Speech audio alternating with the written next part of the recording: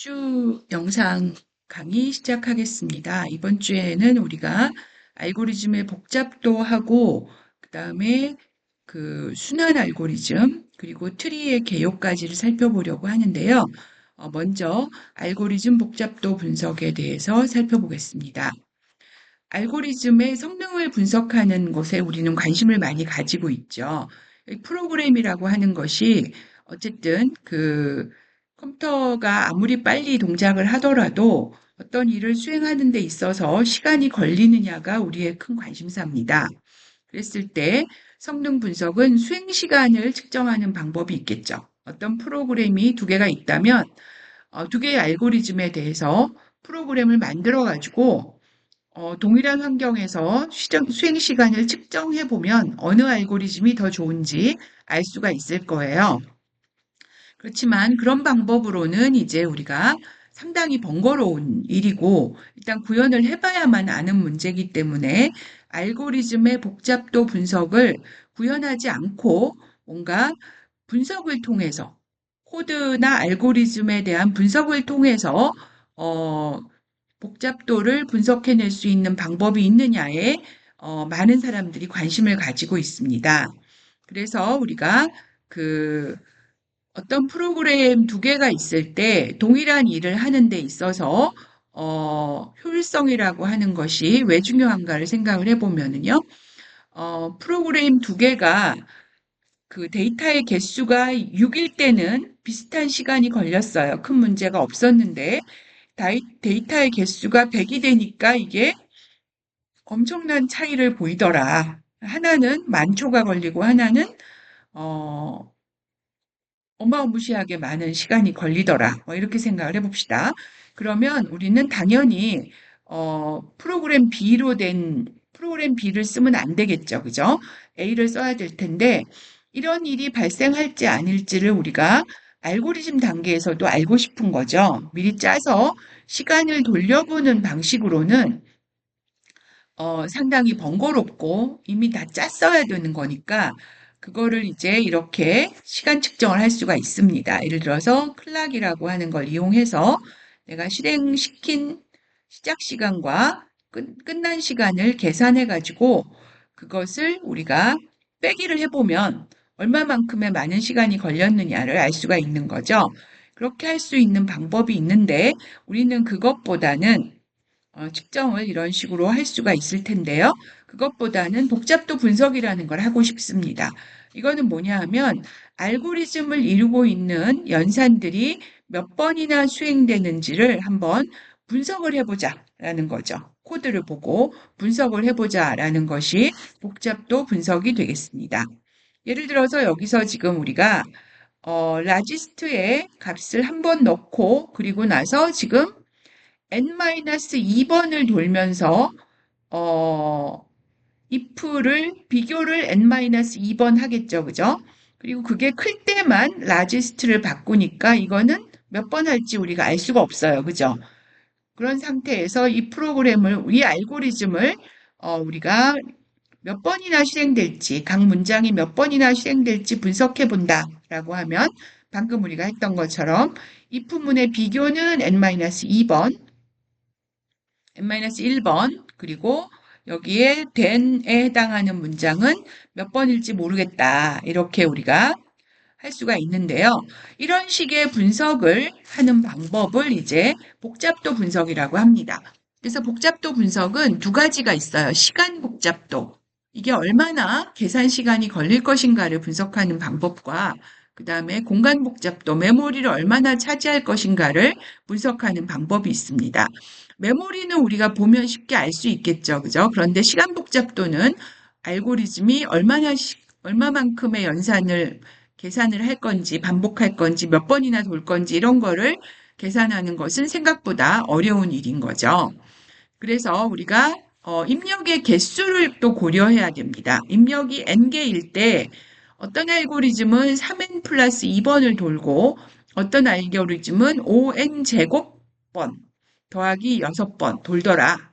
n제곱번을 돌더라 라고 하면 당연히 알고리즘 1번이 훨씬 빠르겠죠. 물론 여기서 둘 다 일을 잘하고 답도 잘 나오고 프로그램도 잘 짜진다는 가정하에서 얘기를 하는 거겠죠. 그죠? 그러면 두 개의 알고리즘을 비교했을 때 우리는 당연히 알고리즘 1번을 더 좋은 알고리즘이라고 얘기를 할 수가 있습니다. 동일한 입력 개수를 생각했을 때 이게 훨씬 빠를 거다. 이런 결론을 내릴 수가 있는 거죠. 그래서 복잡도 분석을 하는 예를 한번 보면은요. 루프를 돌리는 이런 프로그램이 있다고 했을 때 내가 양의 정수를 두 번 곱하는, 즉 제곱을 구하는 문제인데 n 곱하기 n을 하는 방법이 있고 n을 n번 더하는 방법이 있고요. 그리고 일씩 n제곱번 더하는 방법이 있다라고 생각을 해보죠. 그러면 이것은 우리가 그 알고리즘 A는 내가 곱하기 연산 한 번만 하고 전체는 두 번을 하는 셈이고요. B는 n번을 대입도 하고 덧셈도 합니다. 그래서 2n번에 해당할 것이고 알고리즘 C는 n제곱번의 대입과 n제곱번의 덧셈을 하는 연산이라는 걸 알 수가 있습니다. 이런 식으로 우리가 주어진 알고리즘에 대해서 어떤 연산이 몇 번 수행되는지를 분석하는 것이 가능하다는 거죠. 그래서 이렇게 했을 때 우리는 n이 커졌을 때, n의 개수가 커졌을 때, 알고리즘들의 수행 속도를 이렇게 비교할 수가 있다는 겁니다. 알고리즘 A가 n이 아주 작을 때는 곱하기니까 더하기보다는 시간이 더 걸릴 수 있겠죠. 그죠? 그렇지만 n이 커졌을 때도 이것은 변하지가 않는데 n이 커졌을 때 알고리즘 B는 이렇게 직선으로 증가하고 알고리즘 C는 제곱으로 엄청 빠르게 증가하는 그런 속도를 가지고 있다라는 걸 알 수가 있습니다. 그래서 우리가 이러한 연산의 횟수가 n이 커졌을 때 어떤 차이가 나타나느냐를 분석하는 것을 복잡도 분석이라고 하는 거죠. 그래서 여기서 이제 우리가 이런 어떤 식이 나왔다라고 했을 때, 그 계산 횟수에 대한 식이 나왔다라고 했을 때, 그 식을 우리가 떻게 비교하느냐라고 하는 방법을 생각을 해보겠습니다. n이 아주 커졌을 때 어떤 것이 가장 더 큰 영향을 미치느냐라는 거죠. 그럼 n제곱 더하기 n 더하기 1 했을 때 n이 막 1000이 되면 n제곱에 해당하는 부분이 전체의 99.9%를 차지한다는 거죠. 그럼 만이나 10만, 100만이 되면 이게 더 커지겠죠. 그죠? n제곱이. 그래서 n제곱의 부분이 n이 커졌을 때는 정말 비중이 커지고 나머지는 거의 미미하다라는 걸 알 수가 있습니다. 그래서 빅 O 표기법이라는 것은 연산의 횟수를 대략적으로 표기를 하는 방법인데요. 어떤 상한을 표시하려고 합니다. 그래서 우리가, 어, n이 아주 커졌을 때 n에 비례한다라고 하는 것을 오더 n이라고 해요. 그러면 상수 곱하기 n 번에 해당하는 경우는 우리가 오더 n이라고 보는 거죠. n번에 비례하는 복잡도를 가진다 할 때 우리가 비고로는 오더 n이다 이렇게 표시를 하게 됩니다. 그래서 상수배는 사실 큰 의미가 없어요. 상수배는 n이 커졌을 때는 그 상수가 아주 큰 값이라 하더라도 n이 무지하게 커졌을 때는 의미가 없다는 거죠. 그래서 우리는 상수는 무시하고 싶습니다. 그래서 이제 결국은 n에 비례하는 어떤 n에 대한 비고 표기법으로 상수를 무시한 형태로 표시를 하고 싶은 거죠. 그래서 5라는 n에 비례하는 식이 있다면 그거는 오더 1이라고 하고요.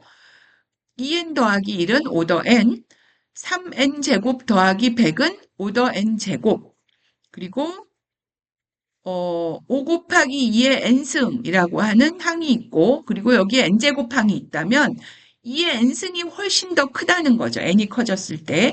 그래서 n제곱 따위는 거기에 뭐 영향을 미치지 않는다라는 의미에서 우리는 오더 n제곱 이렇게 표시를 하게 됩니다.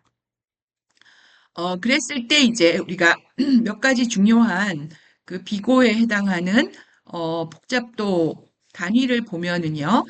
오더 1은 상수라는 얘기입니다. n이 아무리 커져도 몇 번만 딱딱딱 하면 끝이라는 거죠. 그래서 상수형이라는 것이고 로그 n이 있고요. 그리고 n에 비례하는 그런 선형 복잡도가 있고 n 로그 n은 선형 로그형이다. 이렇게 얘기를 하고요.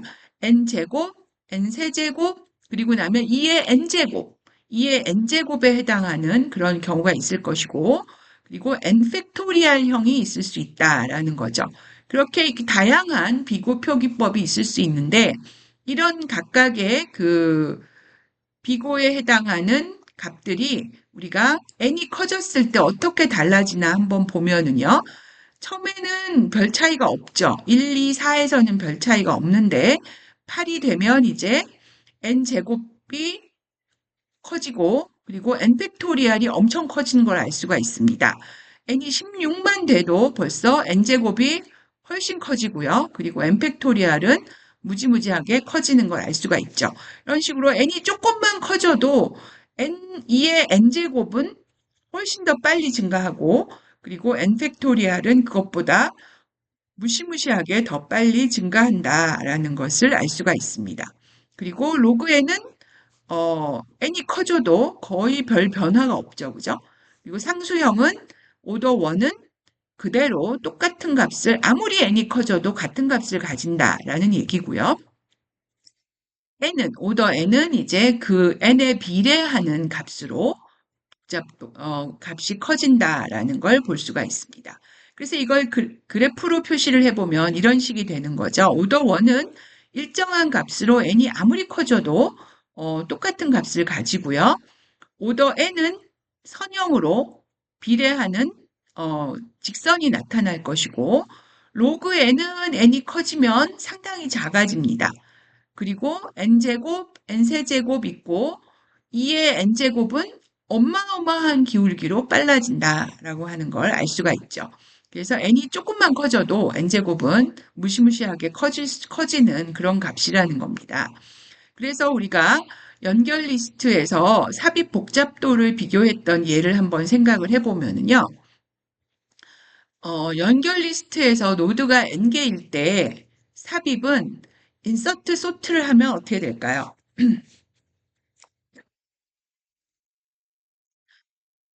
내가 그 어떤 위치에 있는 노드가 어떤 위치에 들어가야 될지 판단하는데 오더 n이 걸리죠. 내가 나보다 그 큰 노드의 직전 노드를 찾기 위해서 쭉 가야 되는데 이때 한 번만 가고 발견할 수도 있고 끝까지 가야 발견할 수도 있어요. 그럼 우리는 이거를 뭐라고 하느냐? 평균적으로 반은 가야 되니까 2분의 n이죠. 그죠? 그러니까 오더 n이라고 할 수가 있겠습니다.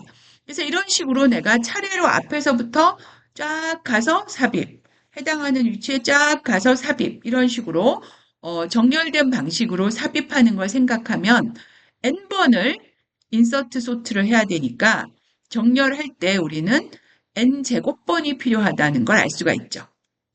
n제곱번에 해당하는 오더 n제곱에 해당하는 복잡도를 가질 것이다. 즉 인서트 소트를 n번 해가지고 정렬한 리스트를 만드는 것은 오더 n제곱이라는 얘기입니다.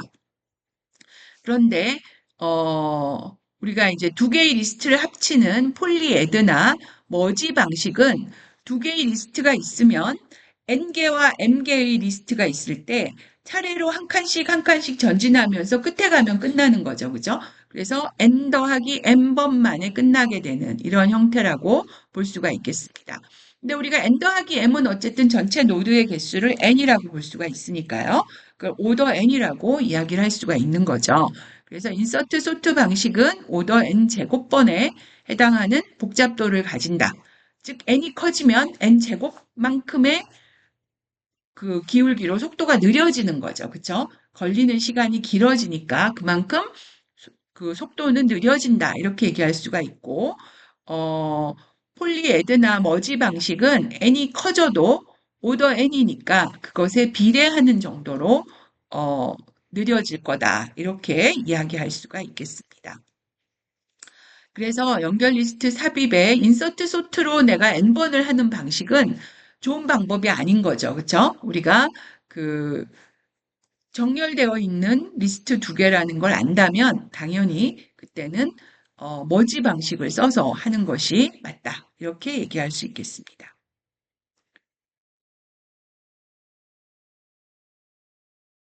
배열리스트는 어떨까요? 우리가 배열리스트의 삽입은 끝에 추가하는 거는 오더 1이죠. 사이즈 마이너스 1번째, 사이즈 번째에 넣고 사이즈만 증가하면 되니까 n이 아무리 커도 우리는 삽입이 한 번만에 됩니다.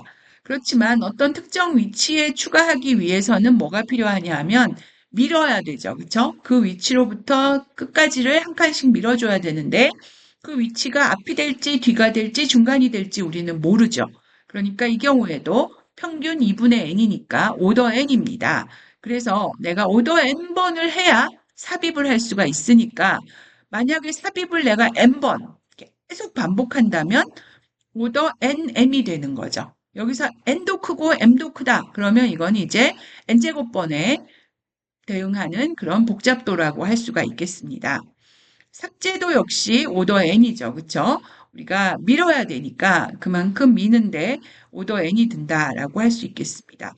연결 리스트에서는 내가 어느 위치인지만 안다면 두 개만 변경하면 삭제가 된다. 이렇게 얘기할 수 있겠습니다. 그래서 우리가 이제 복잡도를 최선, 최평균, 최악의 경우로 나눕니다. 그래서 알고리즘의 수행 시간은 경우에 따라 다르잖아요. 그죠? 우리가 아까 봤듯이 삽입할 때도 내가 제일 앞에 삽입할 수도 있고 제일 끝에 삽입할 수도 있어요. 내가 만약 위치가 제일 끝이면 삽입은 한 번에 되죠. 그쵸? 근데 만약에 제일 앞이면 n번을 다 밀어야 되는 거죠. 배열 리스트라면. 그래서 최선의 경우가 있고 최악의 경우가 있고 평균의 경우가 있다고 할 수가 있겠습니다. 그래서 전반적으로 우리가 이제 최선인 경우는 좀 작을 것이고 최악의 경우는 엄청 커지고 평균은 뭐 그 중간에 어딘가 있겠죠.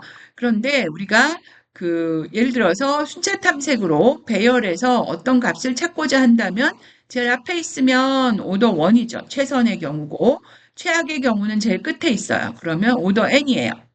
그런데 평균적인 경우라면 우리는 2분의 n이니까 오더 n이다라고 얘기할 수가 있겠습니다. 그래서 평균도 오더 n이고 최악도 오더 n인 그런 문제라고 할 수가 있는데요. 최선의 경우는 별 의미가 없어요. 운이 좋으면 한 번만에 딱 들어가는 거는 의미가 없죠. 그죠? 우리가 이걸 여러 번 반복하면서 항상 최선이 되는 건 아니니까 의미가 없고 평균은 계산하기가 너무 어렵습니다. 우리가 알고리즘을 보고 평균을 계산할 수 있는 경우는 정말 아주 간단한 경우가 아니라면 계산이 어렵다라는 거죠. 그래서 많이 쓰이는 것이 최악의 경우입니다. 최악의 경우에 이걸 보니까 만약 n번 다 돌고 비교도 다 하고 이렇게 하면 이거는 뭐 n제곱이다. 이런 식으로 계산하는 경우가 많은 거죠.